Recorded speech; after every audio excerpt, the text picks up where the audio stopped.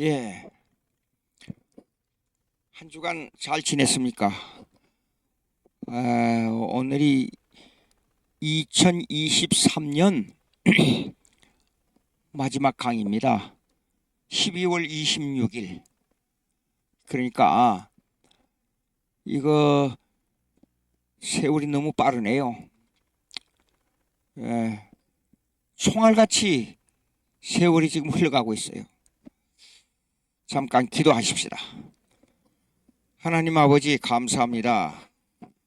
오늘도 저희들에게 은혜를 주셔서 순간순간마다 시간마다 지켜주시고 인도해 주신 주님의 은혜를 감사함을 드립니다. 세월이 총알같이 흘러서 벌써 2023년 1월에 하루를 시작한 것처럼 천년이 하루 같고 하루가 천년 같다는 주님의 말씀이 오늘 2023년 마지막 강의를 맞이하게 되었습니다. 주님, 세월을 아끼라 때가 악하니라 하는 그 말씀을 잘 기억하고 신년도에는 조금이라도 더 시간을 아끼고 날마다 주님 앞에 영광 돌리는 하루 분초 될 수 있도록 주님이 역사해 주시옵소서. 우리 주 예수 그리스도 이름으로 기도합나이다. 아멘. 자, 오늘은 변증학에 대한 그리고 험증학에 대한 최종 결론을 내도록 그렇게 하겠습니다. 변증학은 다시 한번 말씀드리는데, 변증학은 기독교를 공격해 오는 다른 사상, 그 다른 사상은 두 가지가 있습니다. 세속 철학이에요. 세속 철학, 그러면 인생에 사는 이치를 말하는 것뿐만 아니라 세속 철학은 헬라주의적으로 말하면 과학, 일반 도덕, 비기독교인들이 말하는 정치학, 윤리학, 비기독교인들이 말하는 경제학, 이것이 전부 세속 철학입니다. 예. 근데 이 세속 철학이 그냥 생겨난 세속 철학이 아니고 깊이 들어가면 종교적인 개념을 가지고 있어요. 헬라 철학을 연구하면 헬라 철학 속에 두 가지 요소가 들어있는데, 첫째, 합리적 요소예요. 예? 합리적 요소. 첫째, 합리주의 요소가 있고, 두 번째, 뭐냐면 실존적 요소가 있어요. 실존적. 이게 철학이라 나서 조금 말이 어려운데요. 예, 합리주의는 헬라 철학을 연구하면 합리주의는 이론이에요. 이론, 논리. 예. 그러나 실존적 요소는 신비가 있어요. 신비. 그러니까 타 종교, 기독교 외에 타 종교적 요소가 있어요. 이 두 가지예요. 그러면 조금 구체적으로 얘기하자면, 헬라 철학을 얘기하자면, 이 얘기하기 전에 잠깐 중간요. 합리주의나 실존적 요소나 합리주의나 다 기독교를 계속 공격해 왔어요. 예. 그러면 이 합리주의 요소는 조금 더 구체화를 누구를 말하자면, 이건 아리스토텔레스예요.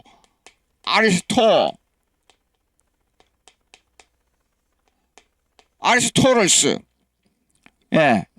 그 다음에 실존적 요소는 뭐냐 그러면 아리스토텔레스의 스승인 플라톤이에요. 플라톤. 예? 플레이로. 근데 이거 빨리 이해가 안 됩니다. 철학을 깊이 연구해봐야 이런 요소가 들어있었구나. 조금 더 설명하면 이렇습니다. 예. 실존적 요소에서 신비타 종교적 요소가 있다는 것은 플라톤은 이 철학을 한마디로 딱 줄이면 이걸 갖다가 이데아론이라 그래요. 이데아. 하나의 이념주의, 예? 이념주의가 깊이 들어가면 신의 이념주의예요. 신. 우리가 말하는 하나님이 아닌 타 종교의 신의 관념이에요. 예? 신의 관념이란 말입니다. 보십시오. 그러니까 실존적 요소에는 신비타 종교가 있어요. 예? 그러면 아리스토텔레스는 뭐냐면 플라톤의 제자예요. 플라톤의 제자인데 이 이데아론, 이 이념주의, 즉 신의 존재에 대한 신의 존재, 예? 신의 존재를 어떻게 이론으로 밝혀내느냐? 그게 아리스토텔레스의 이론주의예요. 즉, 이 플라톤의 이데아론을 어떻게 합리적으로, 그 다음에 이론으로, 그 다음에 논리로 밝혀내느냐? 그것이 아리스토텔레스의 합리주의적 논리주의예요. 이 두 개가 그러니까 이렇습니다. 이 두 개가 서로 대치관계에 있었어요. 이념적으로 대치관계. 근데 실존적 신비나 타 종교의 개념을 가지고 있는 이 신비주의적 종교적 개념은 요건 수직적 관계예요. 인간이 여기 인간이 위로 올라가면서 생각하는 거예요. 이 만물에 대한 근원을 찾아가는 거예요. 만물이 왜 이렇게 생겨났는가?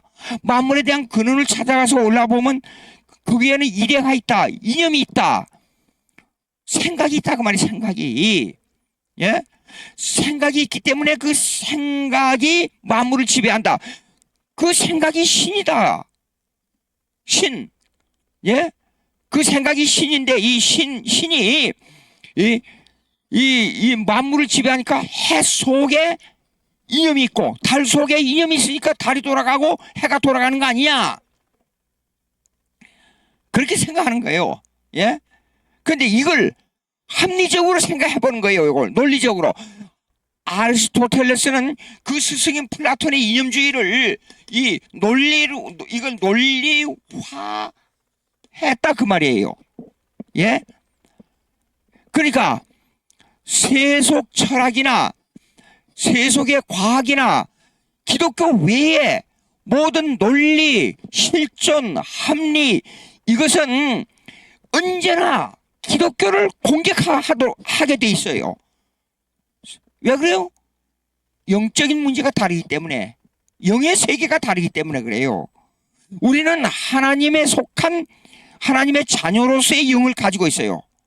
근데 이 사람들은 하나님에 속한 게 아니라 공중의 권세 잡은 뭡니까? 사탄의 권세 아래 영을 가지고 있어요. 사탄의 영을 가지고 있어요. 전혀 반대돼요. 그러니까 우리를 공격할 수밖에 없어요. 그럼 우리는 이걸 어떻게 해야 되냐 하는 문제가 나와요. 이 문제는 우리가 이걸 그냥 받아서 타협하면 안 돼요. 역공을 해야 돼요. 그들이 공격해야 하는데 그걸 받아가지고 그 화살을 받아가지고 다시 그들에게 쏘아야 돼요. 그래서 그들의 문제점을 지적해내고 그걸 기독교화해야 돼요. 그러면 이 기독교화하는 작업까지는 변증학이에요. 예, 그까지는 변증학인데 이 변증학으로만 가지고는 안 돼요.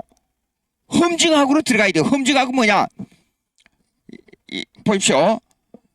이 합리주의, 이론 논리, 실존적, 신비, 이 타 종교, 이렇게 이 수직적으로 올라가는 그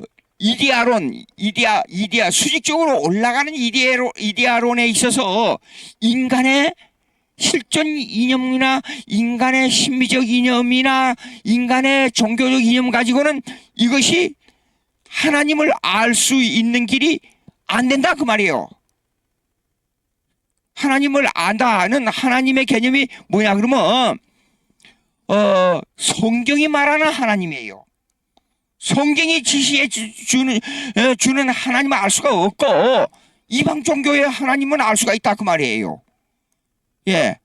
그러면 이런 수직적 관계를 수평적으로 논리화하는 것이 이 아리스토텔레스의 이념주의예요. 이것도 이 실존적 신비 타종교의 개념처럼 우리를 공격한단 말이에요. 똑같이. 자, 보십시오. 이 두 가지가 이게 진짜 이 두 가지가 이 이론으로 볼 때는 서로 반대되는 이론이에요. 예. 즉 수직적 개념과 합리주의는 수평적 개념이에요. 서로 반대되는 이론이에요. 그런데도 기독교를 공격하는 데 있어서는 똑같은 입장에 있어요. 무슨 말이냐 그러면 오늘날 기독교 외에 다른 종교를 보자고요. 다른 종교들이 우리 기독교와 반대되는 입장이나 그 일반 세속 철학에 말하는 과학의 이론주의자들, 그 다음에 정치적인 이론주의자들, 쉽게 말해서 정치적 이론주의자를 그러면 이렇습니다. 비기독교, 기독교 입국론의 국가관이 아니고 비기독교적 국가관이라 그 말이에요. 그런 사람들은 우리를 공격할 때에는 똑같은 입장이에요. 자기들끼리는 반대된 입장인데 여기와 여기는 서로 반대되면서도 우리를 공격할 때는 똑같은 입장이에요. 그러니까 결국에 가서는 이 둘을 다 방어하는 데 그치지 않고 어떻게 하냐면 오직 기독교만이 절대 종교이므로 모든 일에 있어서 하나님 중심으로 돼야 된다 하는 것이 험증악이에요. 쉽게 말해서 기독교만이 절대다 이렇게 돼야 돼요. 그러니까 국가관도 기독교 국가관이 돼야 되고 경제도 기독교 경제학이 돼야 되고 여러분 잠언 읽어보십시오. 거기에 경제학 나오지요. 인간관계 나오지요. 윤리 도덕 다 나와요. 부모와 형제 간의 관계 나오지요. 이웃 간의 관계 나오지요. 그리고 경제학에 있어서는 여러분 경제학 하나 제가 이 얘기를 해보겠습니다. 에코노미 경제 영어로 에코노미라 그러죠. 요 말은 이게 조화라는 뜻이에요. 근본적으로 라틴어를 연구해보면 라틴어에서 나온 말인데 이거는 에코노미 조화 분배의 조화라는 뜻이에요. 분배의 조화. 예?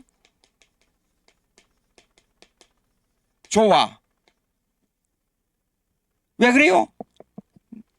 여기에 지주가 있어요. 지주가. 한 예를 들어보겠습니다. 성경에 보면 국가관, 경제학 뭐 다 나와요. 자, 분배 조화. 그러면 이 지주가 전체의 일을 해가지고 지주와 이제 어느 정도 서로 상대적으로 나타나는 것이 뭐냐면 뭡니까 사원들이에요. 사원. 일하는 사람들이죠. 근데 수입이 일을 해가지고 수입이 이 정도 됐어요. 근데 지주는 요만큼 차지하고 나머지는 다 사원들이 차지한다. 문제가 있어요. 그렇죠? 근데 반대로 지주가 요거 차지하고 사원들이 요것만 차지한다. 문제가 있죠. 그래서 분배의 조화가 이루어져야 돼요. 지주는 투자를 했잖아요. 또 누구보다도 거기에다가 시간 투자를 많이 했잖아요. 모든 걸 집중했잖아요. 자기 거니까. 자기 것이 되기 위해서는. 그러니까 한 사람이 이건희 씨가 말하기를 한 사람의 똑똑한 사람이 100사람 1000사람을 먹여 살린다 그랬지 않아요. 그러니까 거기에 대한 대가를 받아야 돼요. 그러면 이 분배 원칙에 있어서 이와 똑같은 수입이 생겼다 그러면 요걸 반으로 해가지고 여기는 지주 요거는 사원들 이렇게 나누어진다고 가정하자고요. 그러면 그들이 노력하고 투자한 것만큼 비례적으로 반반으로 이 지주가 이 정도의 양을 투자하고 시간을 투자했다 그러면 여기에 맞도록 수입을 가져가는 게 옳은 거예요. 예. 그리고 사원들도 와서 일하는 것만큼 자기들 것 몫을 가져가는 것이 옳은 거예요. 이게 분배의 조화예요. 이게 경제예요, 이게. 예. 근데 만약에 여기에서요. 하자고요. 여기에서 지주가 여기에서 이마만큼의 시간과 재원을 투자했다 그러면 여기에 맞도록 비례적으로 가져가는 것이 분배의 조화예요. 근데 이것을 성경은 이렇게 말씀하고 있어요. 잠언에 보면 개미에게 가서 배우라 그래서 개미는 보십시오. 역할이 다 주어져 있어요. 무슨 개미는 뭐 새끼를 그렇게 이 개미들 새끼를 생산하는 그 여왕 개미는 무슨 역할을 하고 일하는 사람 뭐 하고 개미를 가만히 보면 보조를 쓰는 사람이 있어요. 그걸요. 여러분 한번 가보십시오. 재밌어요. 개미를 연구해 보면 개미가 떼를 지어서 쫙 있잖아요. 그 밖에 와서 한 마리가 돌아다녀요. 그래서 한 마리를 발로 밟아 죽였어요. 그러면 어디서 왔는지 모르지만은 주위에 있는 개미들이 쫙 모여들어요. 자기들끼리 뭐 하는지는 모르겠어요. 근데 모여들어요. 근데 그 주위에 개미를 한 마리 또 죽였어요. 그러면 더 많은 개미들이 막 몰려들어요. 그래서 단체 행동에 아주 이 협력 관계와 분업 관계를 아주 잘하고 있는 단체가 개미예요. 근데 이 사람들은 불평이 없어요. 싸움이 없어요. 다툼이 없어요. 자기들끼리.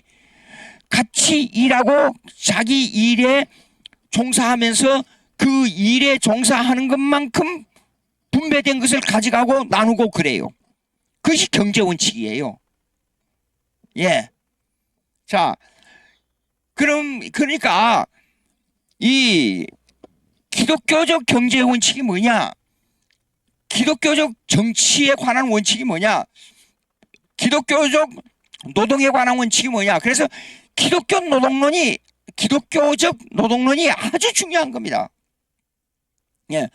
그러니까 이 기독교 중심이 안 되면 정치도 경제도 사회, 과학, 문화, 교육이 절름발이를 벗어날 수가 없어요.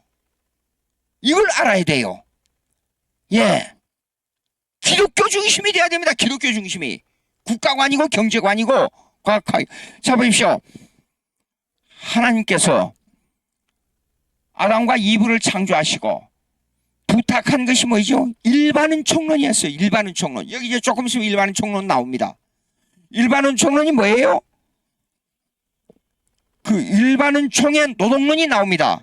그 노동이 뭐죠? 이 동산을 지키고 다스리라 그랬어요. 동산을 지키고 다스리는 거. 이것이 일반은 총론에 대한 노동론이에요. 근데 이 일반 총론의 노동론은 두 가지가 존재해요. 꼭. 예. 두 가지가 아까 말씀드린 대로 첫째는 실존적 이념이에요. 그다음 두 번째로는 합리적 이념이에요. 논리적. 많은 사람들이 논리적으로 맞아야 된다 그렇게 말하지만 거기에는 부분적으로는 맞는 거예요. 논리적으로 맞는 것은. 그러나 실전적으로 들어가면 맞지 않는 게 많아요. 예. 그게 무슨 말이냐? 예. 팩트를 말하는 거예요. 팩트. 팩트가 뭐예요? 시공간 속에서 사건이 일어났어요. 근데 이건 논리적으로 설명할 수 없는 것들이 많아요. 예. 이 사람이 운전을 아주 잘해요. 어느 한 사람이. 운전을 잘하고 이 사람이 운전을 잘해가지고 10년, 20년 무사고 운전자예요. 아주 조심해. 운전을 해요. 그런데 어느 날 고속도로를 가다가 교통사고로 죽었어요. 이거 어떻게 해석이 되죠? 논리적으로 해석해 보십시오. 이론적으로. 예. 그런 사건들이 비일비재해요. 근데 그런 사건들을 이제 보통 사람들은 이걸 사건을 하나님의 섭리로 해석하지 않고 어떻게 해석하냐 그러면 이것을 실존적 개념으로 해석한단 말이에요. 조건을 말이에요. if.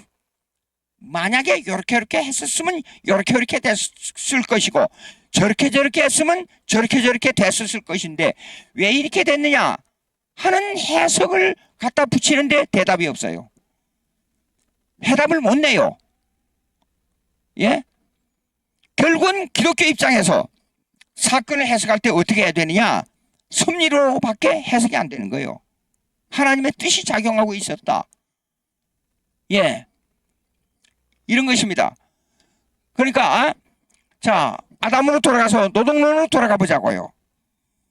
아담의 노동론으로 들어가면 먼저 선악과의 도덕률을 주기 이전에 선악과에 지키면 살고 어기면 죽는다는 언약을 말씀하시기 이전에 그 명령을 내리시기 이전에 하나님께서 인간에게 일반은총의 사명을 줬어요. 그것이 일반은총의 노동론이에요. 이 동산을 지키고 다스리고 만물을 이름짓게 하고 예?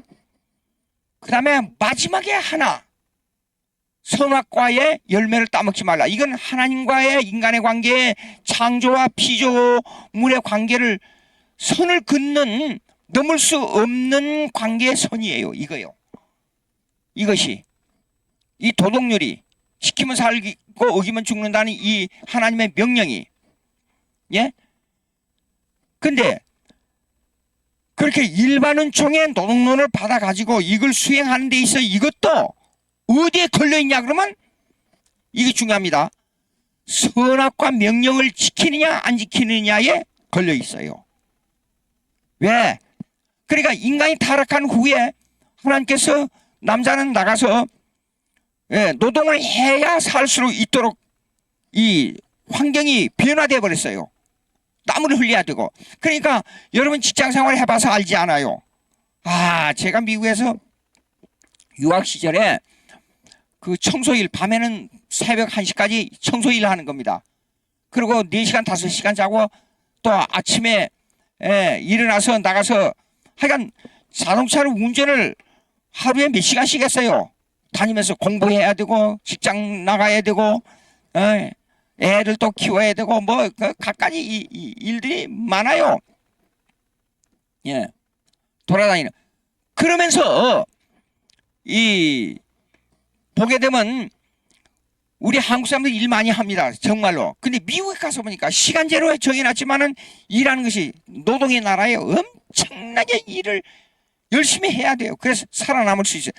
이 말이 살아남을 수 있다는 이 말은 뭐냐면 노동의 전쟁이에요. 예, 노동 속에서 하나의 삶의 투쟁의 세계로 들어가는 거예요. 일을 해보니까. 예. 자, 그러면 우리가 이제 선악과로 말미암아 노동의 환경이 변해버렸어요. 완전히 투쟁의 장소로 변해버렸어요. 죽이고 살리는 문제까지 나와요. 안 그래요? 요즘 범죄가 전부 돈 때문에 생기는 거 아닙니까? 자기 수입이. 예? 그리고 자살하는 경우도 돈 때문에 생기는 거 아닙니까? 한마디로. 예. 자, 이런 환경으로 변해버렸어요. 그러면 이런 입장에 서 있는 인간들이 일반은총의 개념을 하나님의 주권 사상으로 이해 못하고 기독교를 공격한단 말이에요. 예? 일반 은총론에서 인간의 이성이 사용되는 게 어떻게 사용되느냐 하는 문제가 나와요. 예? 인간의 이성이 남보다도 뛰어나고 감성이 남보다도 폭이 넓고 그다음에 의지가 다른 사람보다도 강하면 사회에서 성공한단 말이에요. 예? 물론 머리가 좋고 감성적으로 남을 많이 포용할 수 있고 그 다음에 의지적으로 일을 돌파하는데 누구보다도 강하고 그러면 성공할 수 있죠. 예. 그런데 그런 걸로 말미암아 기독교 입장과 그런 지정의의 발달과 기독교를 증명하는 입장과 어떤 관계가 있느냐 하는 데는 넘을 수 없는 선이 있어요. 넘을 수 없는 선. 오케이. 자, 그러면 여러분 오늘 마지막이니까 이 기독교 변증학 책을 펴보세요. 이제 여기에 대해서 지금 말씀을 드리겠습니다.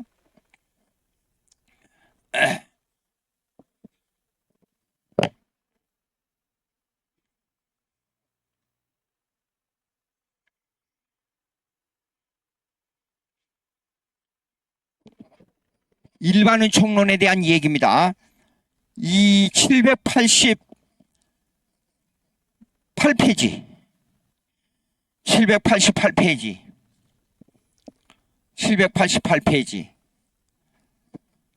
둘째 줄입니다. 아리스토텔. 아까 제가 아리스토텔레스 얘기했잖아요. 영어로 아리스토텔레스. 아리스토텔레스 둘째 줄 읽으면서 조금씩 설명해 보겠습니다. 아리스토텔레스의 합리적 통일성이란, 아리스토텔레스는 합리주의라 그랬잖아요. 플라톤은 실존주의적 신비성을 말한다 그랬고, 통일성이란 모든 지식은 전체에 관한 것이다. 모든 지식은 하나님과 사람의 양자 안에서 그 자체를 드러내는 존재의 정체를 어느 정도 측정할 수 있는 가정에 기초하고 있다. 이게 무슨 말이냐면 이런 뜻이에요. 플라톤이 이데아를 말했지 않아요. 그러면 이데아를 가지고 이해가 안 돼요. 해가 저렇게 빛을 발한다. 그럼 합리적 이론을 갖다가 되자고요. 왜 해는 여름에는 뜨겁고 겨울에는 추운가? 그 이유를 왜 그런가? 그럼 왜 그런가가 가정이에요. 왜 그러냐 이게 왜?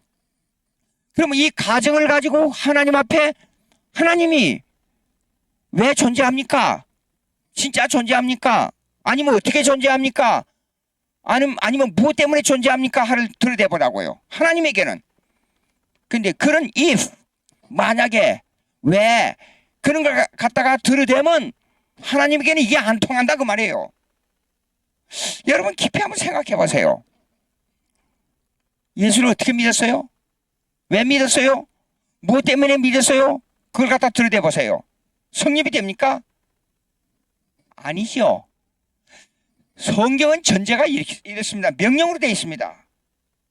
예, 믿어라.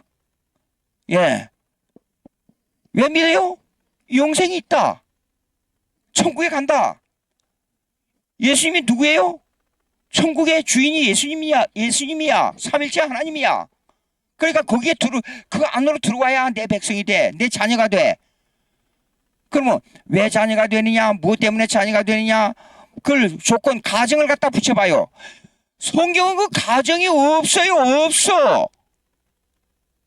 예? 논리적으로 설명이 안 돼요. 여러분 성령으로 구원받았지요. 성령이 역사해야 반드시 예수 그리스도가 내 마음속에 들어옵니다. 근데 그 가정을 우리에게 먼저 말해주고 이렇게 하면 이렇게 한다 하는 가정, 논리적으로 가정으로 설명이 돼가지고 여러분들이 이해돼서 예수 믿었어요? 물어봅시다. 깊이 생각해 보세요. 예? 자, 그러니까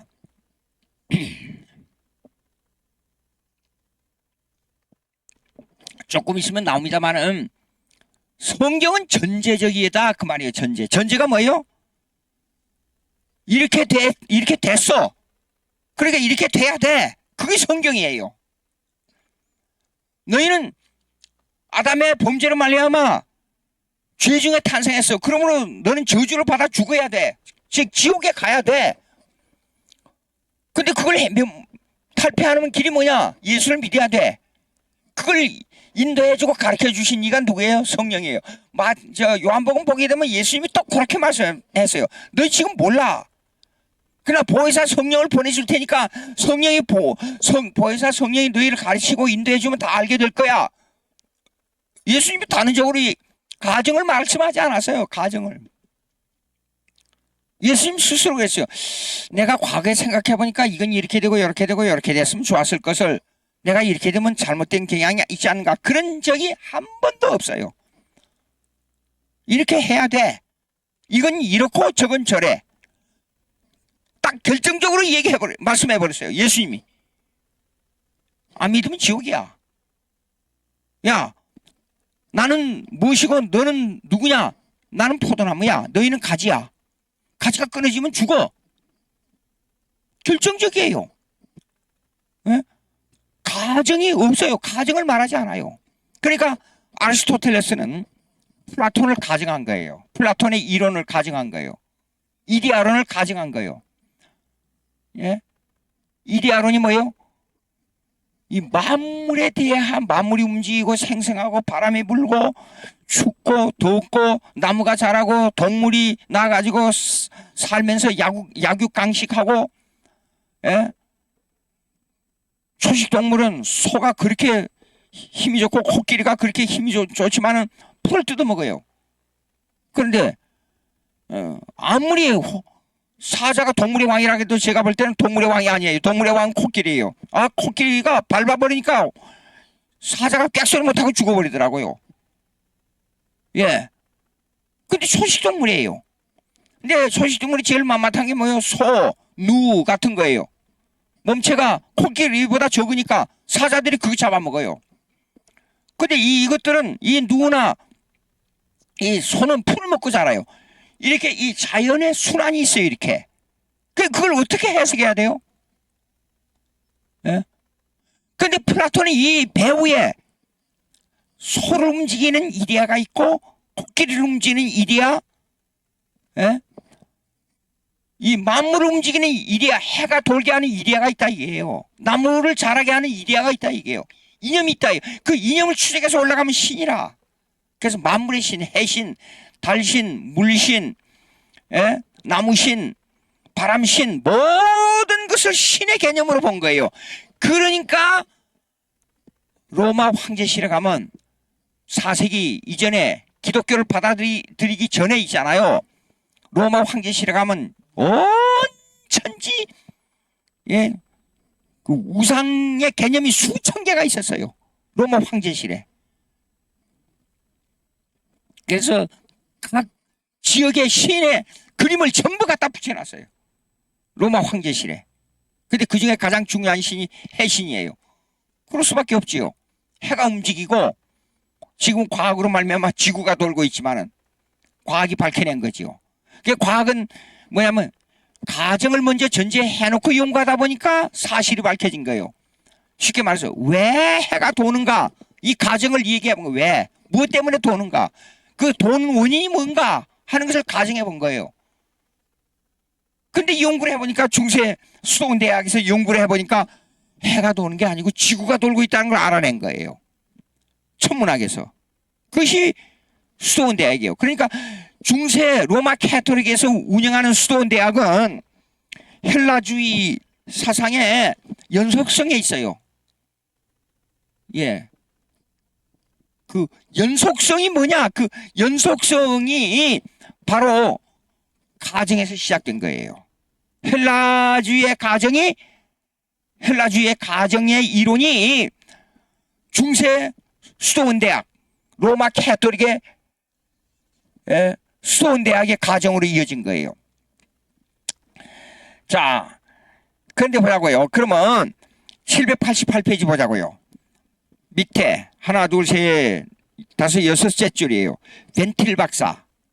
벤틸 박사는 로마 교조주의는 뭐냐면 아까 말씀드린 대로 로마 캐토릭에서 말하는 수도원대학의 이성주의 철학을 말해요.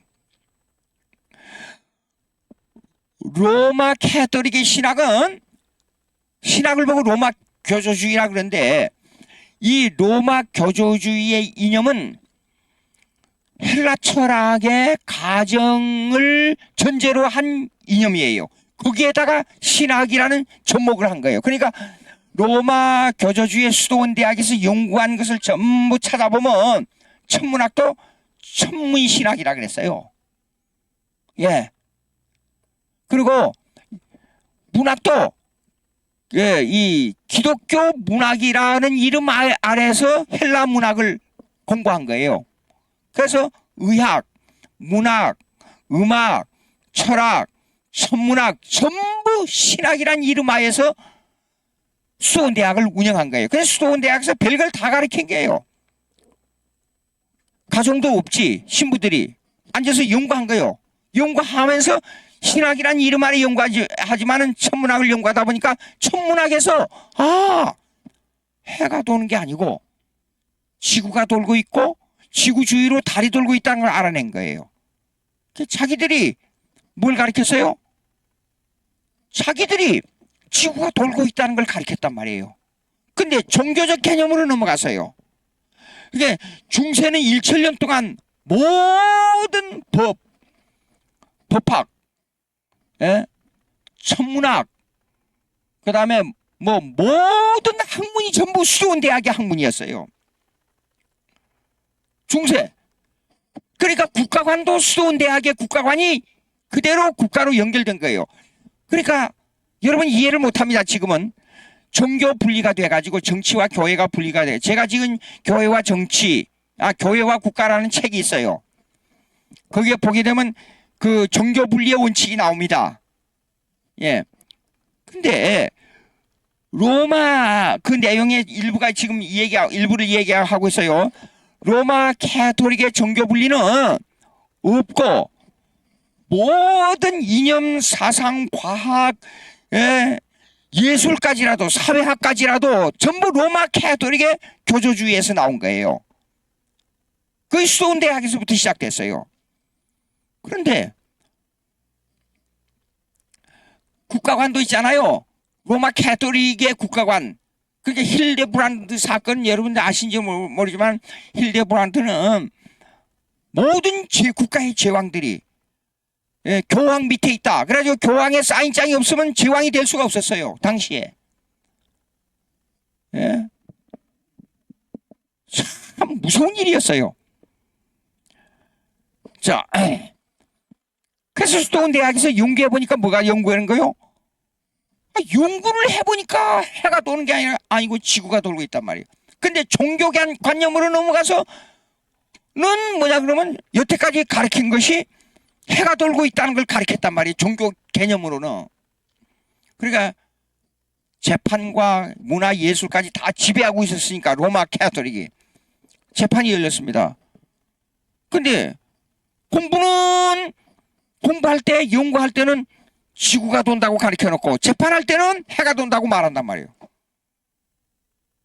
그래서 천동설, 지동설 나오는데 지동설 지구가 움직인다는 설명이 맞단 말이에요. 재판할 때 가서는 꼭 중세기 재판할 때는 재판장 옆에 누가 있었냐 그러면 신부가 양쪽에 있어요. 그 지시를 받고 해가 돈다고 말하라. 예, 해가 돕니다. 그래 놓고 나가면서 뭐라고 해요? 그 재판석을 내려다보고 또 바라다보고 돌아다 보면서 뭐라 그런 줄 알아요? 해가 돈다고 말한 사람, 코페르니쿠스, 이런 사람들. 그때 당시엔 다 해가 돈다고 가르치다가 다 지구가 돈다고 이제 알게 된 거예요. 근데 돌아다보고 나가면서 해가 돈다고 말해놓고 나가면서 그 재판석을 돌아다보고 그래도 지구는 돌고 있는데 그럼 왜 바라다보고 그랬어요? 너희들이 가르쳐놓고 왜 해가 돈다고 말하라고 그러느냐 이게요. 이런 모순이 있었어요. 예. 자, 여러분 역사적 이 배경을 보면 참 우리가 생각해보게 웃지 못할 사건들이 많아요. 칼빈의 아버지가 그 아들을 법률가가 되라고 그렇게 권유했어요. 근데 법률가가 되지 않고 신학자가 됐어요. 그때 당시에는 법률하고 법을 다루는 법률하고 신학하고 로마 캐토릭하고 밀접한 삼각관계가 있었어요. 삼각관계가. 법을 다루려면 로마 캐토릭의 교조주의에 따라가야 돼요. 권위와 힘을 행사하려면 법률가가 되면 로마 캐토릭주의에 들어가야 돼요. 이런 문제가 있었어요. 참, 이 역사적 배경이 참 재미있는 것들이 많아요.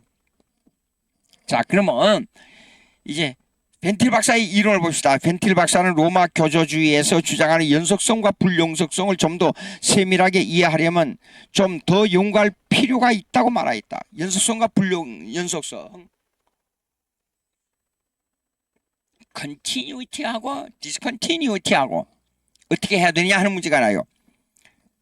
읽고 설명하겠습니다. 밑에서 하나 둘 셋 넷째 줄 788페이지. 즉 연속성과 불연속성의 원리는 서로 상관관계로 취급돼야 한다. 예?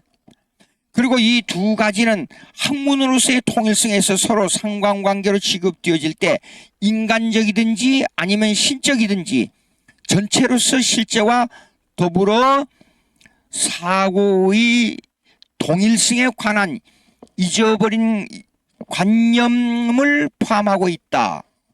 이 관념은 실제에 있어 전혀 불연속성이기 때문에 사라져버리게 된다.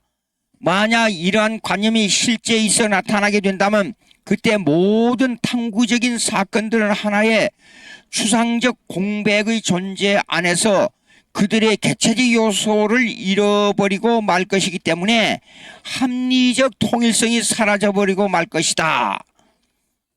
여기까지만 설명하겠어요. 벤틸 박사의 이론은 이렇습니다. 철학적 요소를 가지고 있기 때문에 일반 세속 철학을 기독교 철학으로 전환시키기 위해서는 엄청나게 그 내용이 어려워요. 이해하기가. 요거 설명합니다. 간단히 말해서 세상에 모든 일어난 사건들 있지요. 이거는 연속성이 있어요. 제가 언젠간 이 얘기했습니다. 말씀드렸습니다. 내 개인에게 일어난 소소한 사건들 있잖아요. 내가 태어나고 그냥 태어났다 그러면 태어났다. 그걸로 끝이에요. 그 속에 들어있는 다른 의미를 해석할 수가 없어요. 그렇죠? 근데 내가 살고 먹고 그냥 간단하게 먹고 있고 자고 살아가고 일하고 하는 것들이 있어요. 이 사건들 있잖아요. 이 사건들은 단편적으로 생각하면 불연속성에 있어요. 연속되는 사건이 아니에요. 근데 전 인류와 전체적으로 생각하게 되면 연속성의 관계를 가지고 있어요. 내 개인의 하나의 사건이 전 인류의 사건과 연관성을 가지고 있어요. 한국 국가와 연관성을 가지고 있어요. 예? 5,200만이 살아가는 중에 그 중에 한 사람이에요. 내가 한국으로 말하자면. 근데 내 한 사람의 사건이 국가의 존립에 관계가 있다 그 말이에요. 연속적으로 생각해 봅시다. 전체적으로 생각해 봅시다. 5,200만의 인구 한 사람이 하루에 100만씩, 200만씩, 500만씩, 600만씩 죽어간다고 가정하십시다. 그러나 그 개인으로 따져볼 때 죽는다는 개인으로 볼 때는 불연속성이에요. 예? 제가 오늘 아침에 일어나서 파리를 잡았어요. 근데 파리를 하나 잡은 것이 역사입니까? 역사가 아니잖아요. 역사인데 역사가 아니에요. 무슨 말이야? 역사는 해석의 역사를 볼 때는 아무 가치가 없어요. 그러니까 역사라고 볼 수가 없어요. 그 가지고 해석할 게 뭐가 있어요? 제가 만약에 총을 가지고 어떤 사람 미워서 국가의 중요한 국회의원이나 또 누구를 쏴 주겠다고 가정하십시다. 이거 역사가 돼요. 해석의 의미가 있으니까. 그러면 그걸 연속성으로 보자고요. 국가의 관계에서. 비연속성으로 보자고요. 비연속성으로는 내가 한 사람 죽였다로 끝나버려요. 근데 연속성으로 보자면 이건 국가의 관계가 있어요. 국가의 중요한 인물을 죽였기 때문에 국가에 관한 법률에 관한 문제, 그 다음에 법을 어기는 문제, 중요 인사를 죽이는 문제는 이건 상당한 해석의 의미를 가지고 있어요. 이걸로 볼 때는 연속성이에요. 여러분 어떻습니까? 예? 하나님의 입장에서 볼 때는, 전체적인 입장에서 볼 때는, 하나님의 신적 작정, 예정과 섭리적인 입장에서 볼 때는 모든 사건이 연속성이에요.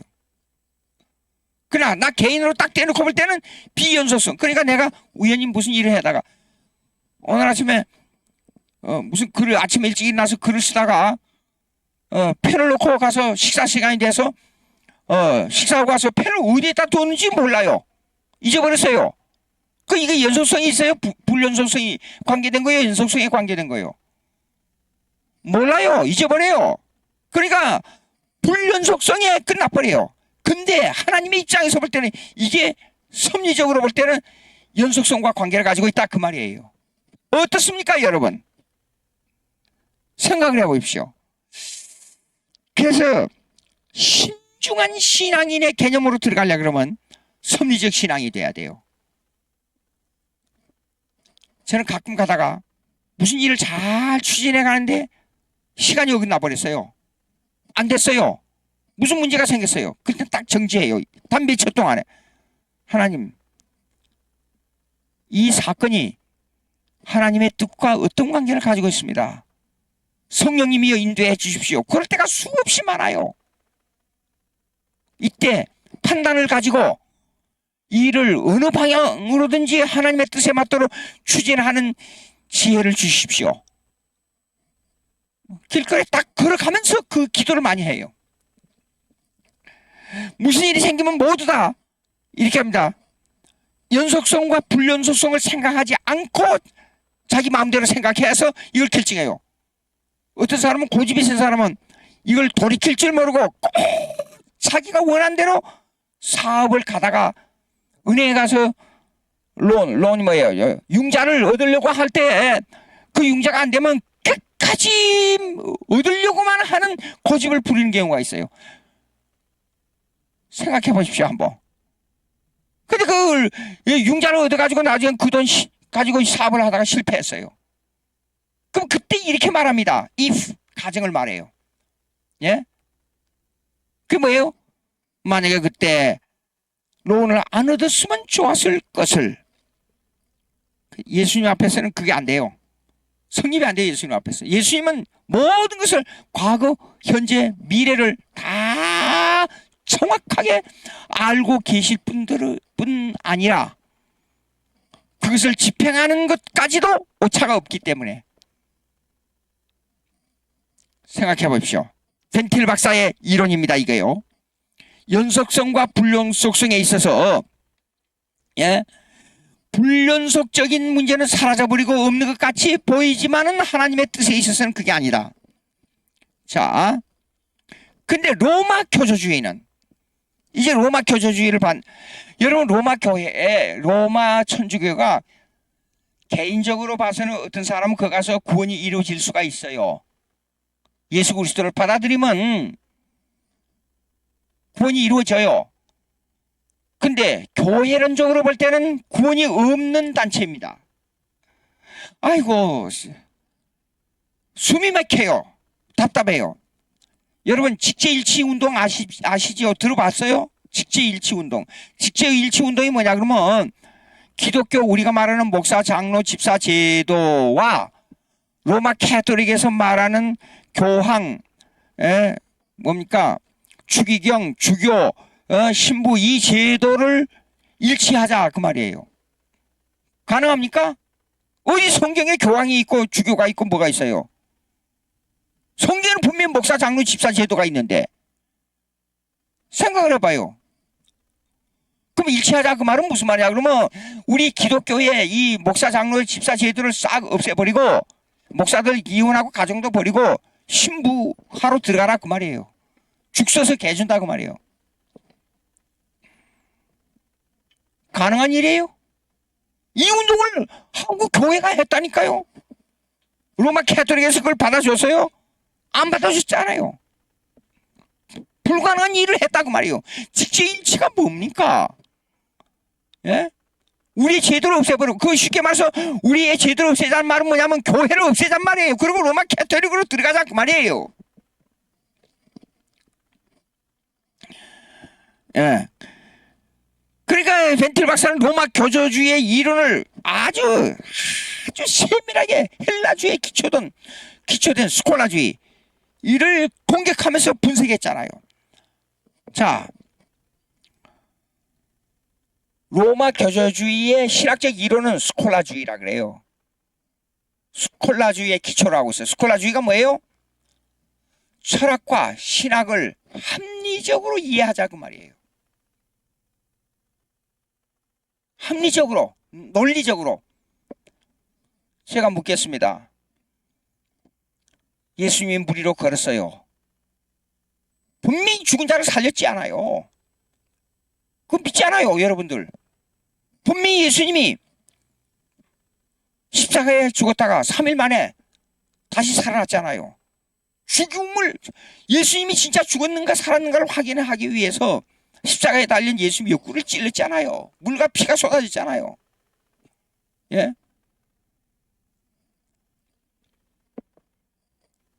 그런데 3일 만에 부활했어요. 이걸 논리적으로 설명해 봐서요. 이론적으로 설명해 보세요. 이론적으로. 1 더하기 1은 2다 하는 공식을 대입해 가지고 한번 설명해 보라 그 말이에요. 즉 로마 캐토릭이 주장하는 스콜라주의 관념으로 해석해 보라 그 말이에요. 로마 캐토릭주의. 불가능해요. 그렇죠?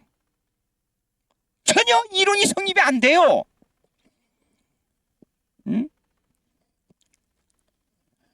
여기요.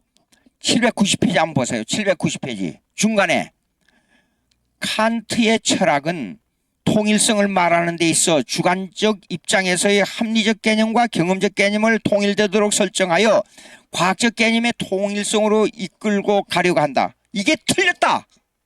제가 이제 벤틀 박사나 저는 이걸 틀렸다 주장합니다. 자 보시오. 합리적 개념과 경험적 개념. 합리적은 아까 뭐라 그랬어요? 아리스토텔레스의 이론주의. 그 다음에 경험적 개념은 뭐예요? 실존적이니까 플라톤의 신비적 개념. 이걸 논리적으로 설명해 봐요. 이 두 가지를 통일성 있게 해가지고, 통일성 있게 만들어가지고. 그러면 첫째 아까 제가 질문했죠. 질문이 뭐예요? 질문이 뭡니까? 예? 예수님이 부활했다는 것을 논리적 개념으로 설명해봐요. 예수님이 부활했다 하는 것은 실존적 개념으로밖에 해석이 안 돼요. 논리적으로 해석이 안 돼요. 그럼 이걸 어떻게 통일성을 이루어요? 그러니까 칸트가 이론으로 시작해서 하나님을 증명하려고 했어요. 이론으로 하나님을 증명하려고 그러는데 나중에는 뭐라 그랬어요? 불가지론으로 떨어져서 불가지론. 불가지론이 뭐예요? 하나님을 인식할 수 없다. 그걸 갖다 엑나스티시즘이라 그래요. 예? 보십시오. 이론주의로 들어가는 헬라주의, 스콜라주의로 들어가는 로마 캐토릭의 문제점이 여기 있어요.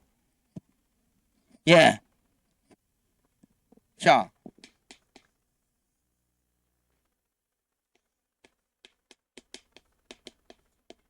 엑나스티시즘. 이론주의. 이로 하나님을 증명하려고 했는데 칸트는 마지막에 가서는 하나님은 알 수 없다로 결론 떨어져 버렸어요. 예? 그러면 그 앞에 보시오. 790페이지 위에 보십시오. 제가 지금까지 설명한 것이 여기 요쯤이 나옵니다. 예. 로만 카탈리시즘, 즉 로마 교조주의가 제일 첫째 문장, 로마 교조주의가 주장하는 자연신학에 관한 내용을 분석하고 비평하기 위해서는, 자연신학이 뭐냐 그러면 성경에 나오는 예수님이 부활했다, 그 다음에 아담이 하나님과 대화했다, 엘리야가 850명과 싸워서 제단에 불을 내리겠다, 이런 걸 빼버리자는 것이 자연주의 신학이에요. 자연주의. 이게 로마 교조주의입니다. 예. 예. 비평하기 위해서는 칼빈의 신학을 기초로 하여 기독교 변증의 심혈을 기울여야 할 것이다. 칼빈은 당시 로마 교조주의에 대한 예리한 분석과 비평을 가할 때 범인으로서는 생각할 수 없는 논증을 수없이 제시하였다. 우리가 현대 사상에 대한 개념을 바로 안다는 것은 아주 중요하다. 현대 철학 사상은 중세 스콜라주의의 연장선상에 서며 스콜라주의 사상은 헬라주의 철학의 연장선상에 놓여 있다는 것을 누차 강조했다. 제가 방금 설명했잖아요. 예. 헬라주의 사상은 중세 스콜라주의 사상으로 이어집니다. 그것이 합리주의예요. 예. 현대 사상을 구체화해보면 보다 섬세하고 철저하게 헬라 사상을 발전시킨 것이라 말할 수 있다. 그렇죠? 그런데 18세기에서 19세기 넘어오는 그 즈음에 칸트가 나온 거예요. 칸트. 칸트의 철학을 읽어보면 굉장히 말이 어려워요. 근데 한마디로 딱 줄이면 이거예요. 왜 말이 어렵느냐? 하나님을 모르기 때문에. 여러분 성경 읽어보세요. 재밌어요. 성경이 얼마나 재미냐? 말이 너무 쉬워요. 그렇죠? 간단해요. 얼마나 간단합니까? 한 문장으로 뭐 복잡한 문장 필요 없고 한 문장으로 간단히. 처음에 예수님의 설교부터 보자고요. 심령이 가난한 자는 복이 있나니 천국이죠. 얼마나 쉬워요. 근데 심령이 가난한 것이 뭐냐 하고 파고들면 철학적으로 해석이 안 돼요. 기독교에는 딱 해석돼요. 율법으로 비춰보면 여러 가지 거울을 갖다 딱 비춰보자고요. 율법으로 비춰보면 우리는 율법에 도달하지 못해요. 왜 나는 율법에 도달하지 못하는가? 율법을 제대로 수행할 수 없는가? 마음이 가난해질 수밖에 없어요. 간단해요. 문장이 쉬워요. 그러나 내 심령 속에 적용해보면 어려워요. 안 돼요. 그래서 나는 비하의 신분은 나는 낮아지고 낮아질 수밖에 없다는 관념으로 들어가게 돼요. 아주 심오합니다. 그래서 하나님 앞에 굴복할 수밖에 없어요. 예? 온유한 자는 왜 오냐요? 인간이 거만해지려면 어떻게 돼요? 자기가 율법을 잘 지켰다 그러면 거만해져요. 근데 율법을 갖다 딱 들이대니까 나는 정말로 하나님 앞에 볼품이 없다. 그래서 마음이 낮아질 수밖에 없어요. 율법을 비교하면 그래요. 그럼 또 하나 비교해보자. 예수님과 나와를 비교해보자고요. 예? 성경을 보면 문장이 굉장히 쉬워요. 간단해요. 근데 내용으로 파고 들어가면 철학은 이게 어린애 장난이에요. 예? 철학은 머리만 약간 움직이다 말아요. 근데 기독교는 머리뿐 아니라 전인격 내 가슴에까지 파고 들어와요. 그리고 삶이 변화되게 만들어요. 생각이 변화되고 삶이 변화되고 눈물이 나오고 가슴이 뜨거워지고 하나님을 위해서 손발이 움직일 수밖에 없어요. 여러분 어때요? 예? 기독교가 무엇인가? 이 관계를 예수 안 믿는 사람들은 모릅니다. 자, 791페이지 보세요. 791페이지 제일 밑에서 하나, 둘, 셋, 넷, 다섯, 여섯, 일곱째 줄. 비록 불신자라 할지라도 각자의 사명을 가지고 타고난 은사가 주어져 있는데 그 은사를 사용하는 능력은 일반 은총에서 성령님의 사이에 기인하고 있다. 이거 제가 설명하는데요. 지금까지는 하나님의 중심의 주권주의를 설명했습니다. 주권주의의 입장에 서 있는 기독교인으로서 하나님을 인식하는 거하고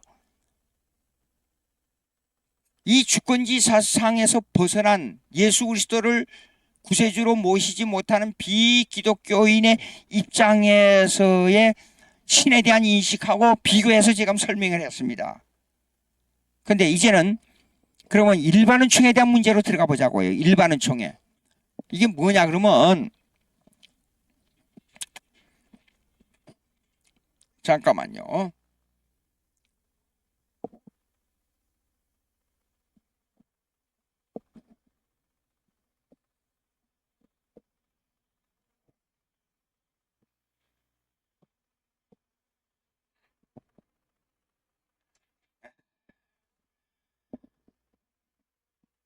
조금 이따가 나오지만 오늘은 결론이니까 이 책을 다 하려면 시간이 가기 때문에 요걸 요렇게 하겠어요. 그냥 요점 읽고 그에 대한 광대한 다른 것까지 연결된 것을 제가 설명하면서 이게 넘어가도록 그렇게 해서 오늘 결론 짓도록 하겠어요. 하나님을 인식하는 데 있어서 기독교인과 비기독교인의 접촉점, 공통분포에 관한 얘기입니다. 그러면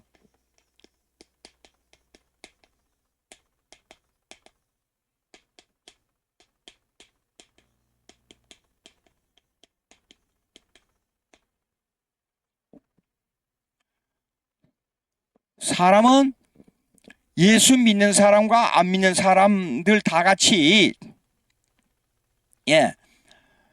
영역이 있어요. 영역. 예수 안 믿는 사람들의 영역은 특별은총의 영역이 없어요. 불신자는. 근데 예수 안 믿는 사람들은 일반은총의 영역, 이 불신자는 일반은총의 영역에만 속해 있어요. 그러면 예수 믿는 사람들은 특별은총의 영역과 일반은총의 영역 두 가지를 받았어요. 두 가지 다 가지고 있어요. 특별은총은 예수 믿고 구원 얻는 거예요. 하나님의 백성이 되는 거예요. 그런데 일반은총의 불신자들은 일반은총만 가지고 있기 때문에 구원에 관한 영역이 없는 사람들이에요. 자, 이거 좀 설명하겠어요. 그러나 불신자나 신자나 간에 예수 믿는 사람이나 안 믿는 사람이나 간에 일반은총의 영역은 다 같이 공통분포를 가지고 있어요. 접촉점을 가지고 있어요. 예수 믿는 사람들도 직장에 가서 일을 해야 되고 안 믿는 사람들도 직장에 가서 일을 해야 돼요. 우리도 밥 먹고 살아야 되고 그들도 밥 먹고 살아야 돼요. 똑같은 공통분포를 가지고 있어요. 그런데 하나님에 관한 인식에 들어가자고요. 즉 예수 믿는 구원에 관한 인식에 들어가면 이게 공통분포가 있느냐 접촉점이 있느냐 하는 문제가 들어가요. 그런데 쉽게 말해서 이 중요한 점이 뭐냐 그러면 구원에 관하여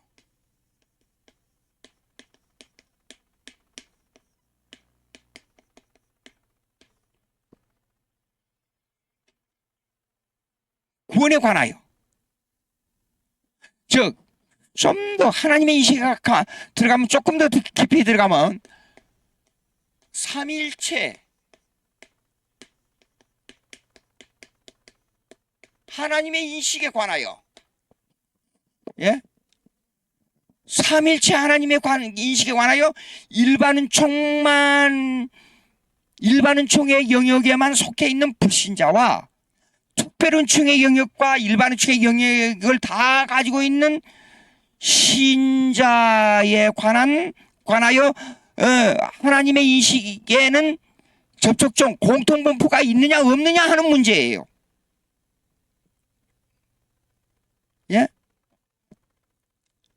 좀 더 얘기하자면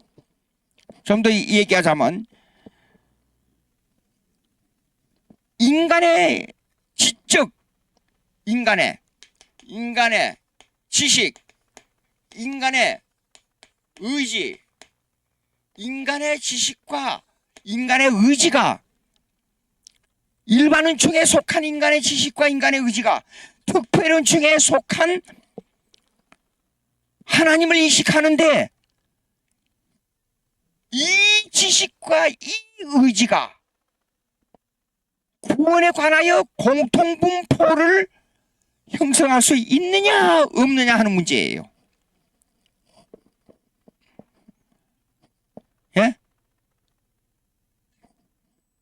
자, 이걸 읽고 제가 설명하겠어요. 칼빈은 일반층에 있어 밑에서 791페이지에 하나 둘 셋 넷 다섯째 줄 칼빈은 일반층에 있어 성령님의 사역을 설명하여 말하기를 성령 사역입니다. 구원론은 성령 사역에 관한 교리입니다. 말하기를 하나님께서 창조하신 만물을 보존하시고 그리고 다스리는 활동을 보여주심으로 우리는 일반은총에 관한 하나님의 뜻을 알게 된다. 여기까지 맞아요. 또한 하나님의 초자연적 계시가 아담에게 주어졌을 때 그것은 평범한 것이었다. 범죄하기 전이니까. 일반 시공간 세계에서 일어난 사건들이에요. 타락하기 이전이었으므로 그 계시는 아담에게 아주 자연적인 정상적인 사건이었어요. 예. 그런데 보십시오. 성경이 이렇게 말하고 있어요. 일반은총, 불신자가 가지고 있는 인간의 의지와 인간의 지식은 특별은총과의 접촉점이 없다. 인간의 의지를 강조하는 복음주의자들 있잖아요. 신인 협력성을 말하고 있어요. 하나님을 인식하는 데서요. 하나님께서 구원을 마련해 놓으면 인간이 협력해야 된다. 이렇게 말하고 있어요. 아니에요. 아니에요. 예수 믿는 사람과 불신자의 사이에 공통분포는 무엇만 있느냐 그러면 구원에 관한 하나님의 삼일체 하나님을 인식하는 것은 공통분포가 없어요. 접촉점이 없어요. 칼빈이 주장하는 거예요.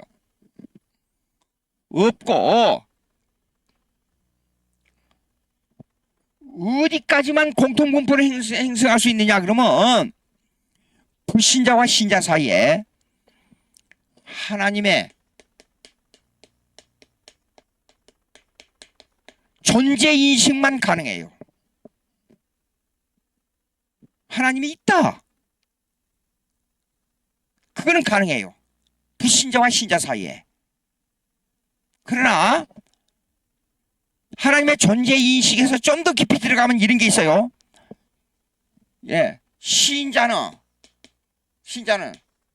삼위일체 하나님의 인격의 인식으로 들어가요. 신자는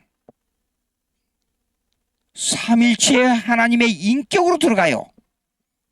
근데 불신자는 하나님이 있다. 존재만 말할 뿐이에요. 이거 아주 중요합니다. 존재인식에 있어서는 일반은총의 영역에 속한 불신자나 특별은총의 영역에 속한 신자나 공통분포가 형성돼요. 하나님이 있다. 철학에서도 하나님이 있다 그러니까. 그런데 어디로 들어가면 공통분포가 없느냐? 삼위일체 하나님의 인격을 인식하는 데는 불신자들은 불가능해요. 제가 그냥 지나가는 말로 그때 당시에는 그랬는데 삼일체를 완전히 신학적으로 인식하지 못하고 삼일체 하나님만을 인식하고 이제 절에 비가 엄청 등산하다가 비가 엄청 쏟아졌어요. 그래서 절간 밑에 있는 여기 처마 밑에가 있었어요. 소나기가 온다는 일기예보도 듣지 않고 갔다가 막 비가 쏟아지길래 막 뛰어가서 비를 피하려고 처마 밑에 이렇게 있었어요. 근데 불교 승려가 지나가더라고요. 지나가면서 말을 걸더라고요. 어떻게 비를 피하러 왔냐고. 비를 피하러 왔는데 그가 하는 말이 이게 오늘 소나기니까 좀 기다리면 저기 소나기가 그칠 거라고. 그럼 기다리겠습니다. 그리고 이 얘기했어요. 그 느닷없이 이상하게 마음이요. 종교에 관한 얘기가 나와요. 그래서 불교를 오랫동안 나이가 좀 들어 보이시는데 불교를 오랫동안 이렇게 훈련하고 수련하다가 생명에 관한 것을 좀 생각해 보셨습니까?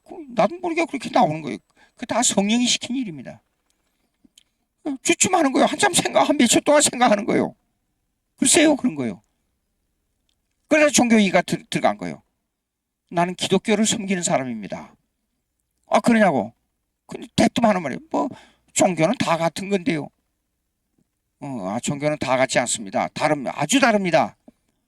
기독교만이 설정한 생명의 종교입니다. 그러니까 그럼 어떤 종교냐고 그렇게 묻는 거예요. 그 아주 포괄적으로 그냥 이게 이 사람은 다른 종교나 다른 철학들은요 포괄적인 내용을 가지고 애매하게 생각하는 것이에요. 그것이 벤틸 박사의 지적이에요. 기독교는 인격의 대상이 누구냐 할 때 구체적으로 나온다고 주장하는 거예요. 벤틸 박사가. 삼일체 하나님이 인격적인 존재다. 우리는 신의 존재가 존재 인식이 아니고 우리는 인격적인 교제 인식이다. 딱 그렇게 지적하는 거예요. 구체적으로.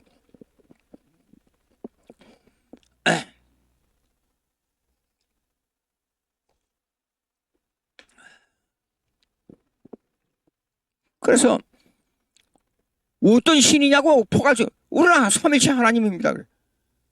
그러니까 그 승려가 저를 보고 그 삼일체가 뭐냐고 그래요. 삼일체면 삼일체 하나님이라고. 예. 그때는 그냥 교회에서 배운 대로 신학교 들어가기 전이니까. 교회에서 저는 왜 산을 가끔 잘 올라가냐 그러면 이 산에 대한 신비가 있어요. 성경을 보면 예수님이 산을 배경으로 한 사건들이 많이 나와요. 산에 올라가 가르치시니 내용이 많이 나오잖아요. 그 산에 대한 신비가 많이 나와요. 같은 땅인데 사람이 왜 안 사는가? 그 공기 좋은 산에 가서 도시를 형성할 수 없는가? 이런 엉뚱한 생각을 많이 했어요. 자꾸 묻는 거예요. 삼일체가 뭐냐고. 삼일체라고. 하나님 아버지고 예수님 그리스도고 아들이고 성령인 내 마음에 계시는 성령님이다고. 그때는 신학적으로 설명할 길이 없어 막 그렇게 하는 거예요.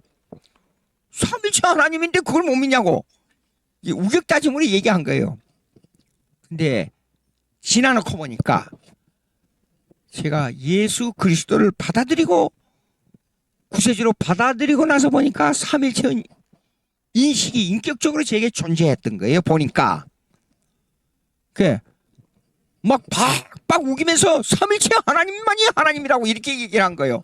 그거 이해가 되겠어요? 이해 안 돼요. 우리 기독교는 이렇습니다. 삼일체 하나님 그러면 간단하게 삼일체 하나님이 라기보다도 더 구체적으로 하나님을 아버지와의 교제 관계로 들어가는 거예요. 하나님 아버지, 하늘에 계신 우리 아버지, 간단하지요? 근데 하늘이란 말은 권능과 능력과 포괄성, 전 우주적 개념을 다스리는 하나님 아버지로서의 하나님을 말하는 거예요. 그러니까 하늘에 계시는 거예요. 그래서 하나님 권능으로 계시는 전 우주를 다스리시는 신. 그래서 하늘에 계신 그냥 왜 우리가 나와요? 우리는 자녀들이에요. 백성들이에요. 나의 아버지지만은 우리 백성들의 아버지. 우리는 백성의 관계, 언약의 관계입니다. 아버지. 여러분 엄청나지 않아요? 타종교에서부터 볼 때 이걸 인식한다 그러면 그 사람도 무서워서 벌벌 떨어야 돼요. 아버지. 그 다음에 예수님은 뭐예요? 아들의 예수님은 아들이지만은 이 아들이 어떤 하나님이야? 아버지가 사랑하는 아들. 근데 그 사랑하는 아들을 죽였어요. 스스로. 그리고 양자 삼은 우리를 죄값으로 내줬어요. 죽도록 내줬어요. 그래서 나에게는 구세주가 되는 거예요. 구세주. 하나님은 나에게 아버지지만은 예수님은 나에게 구세주가, 죄에서 구원하는 구속을 이루신 구세주가 된 거예요. 성령. 예수님은 구속을 완성하는 것으로 끝났어요. 그러나 이 구속을 내 심령 속에 심어주고 자라게 하고 교제하게 하고 그의 은혜로 말미암아 하나님을 부를 수 있게 해주시고 성령은 인격이기 때문에 내가 우연히 가다가도 성령의 역사면 내가 어느 한 지점에 거꾸러졌을 때 다시 일으키는 하나님이에요.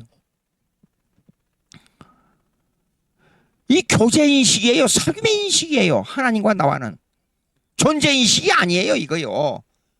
철학과 타종교에서 아무리 얘기해봐요. 이게 인식이 안 돼요.